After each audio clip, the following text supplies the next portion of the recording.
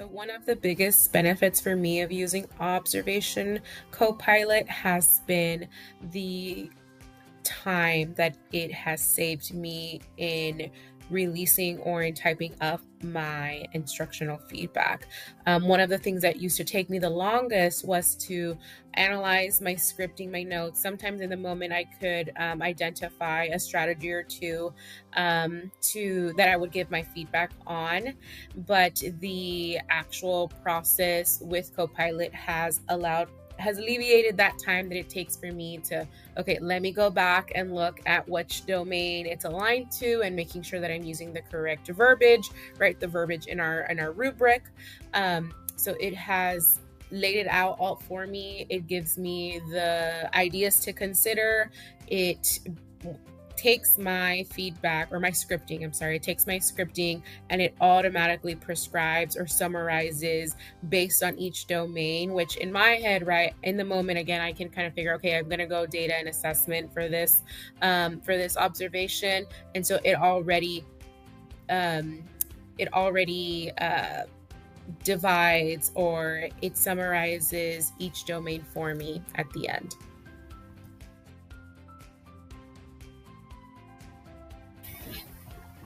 So my workflow process utilizing Observation Copilot begins with that observation piece. And so I utilize the platform, right? And I love, one of the features that I love is that it timestamps for me. And so I'm taking my anecdotal notes, right? What is teacher doing? What are students doing?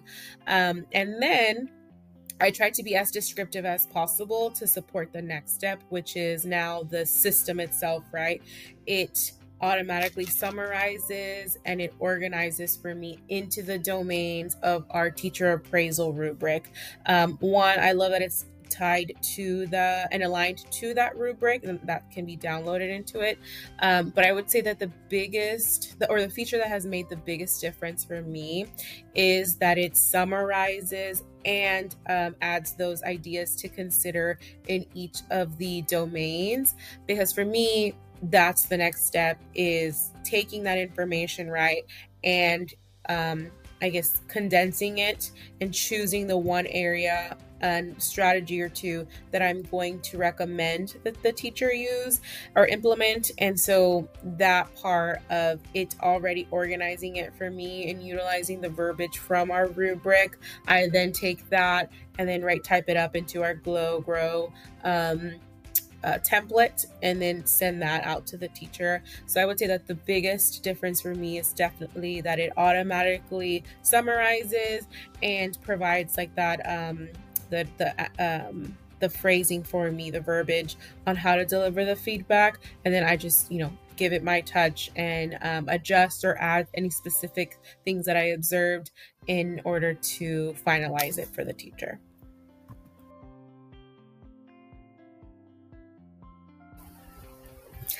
I think for any principal who may be skeptical of using AI in observations, whatever the case may be, one of the things that I know I had some apprehension about was it not sounding, I guess, like human, or not sounding personal, or maybe not aligned. I would say definitely try it, because it's so helpful, and you're never going to just copy paste and give to the teacher. You're always going to add your human touch, your individualization or your personalization to it. And so it's used as almost like a starting tool. That's how I've used it, but it's super helpful. And for me, the biggest piece is the wording and being able, like, I can just use phrases to get it down, but you obviously want to add some detail and make it worded so that it is better understood, and that's what it has helped me, and it's helped alleviate that time that it takes for me, again, to word it, to deliver it, to be able to utilize and tie in the rubric. It already divides it up for you. So I would say for anybody who is skeptical, you there are ways for you to, or you're required, almost required to add that personalized touch to it before it actually, reaches your teacher's hands. There's that step before, so it's just kind of like that beginning starting tool that you can utilize it for.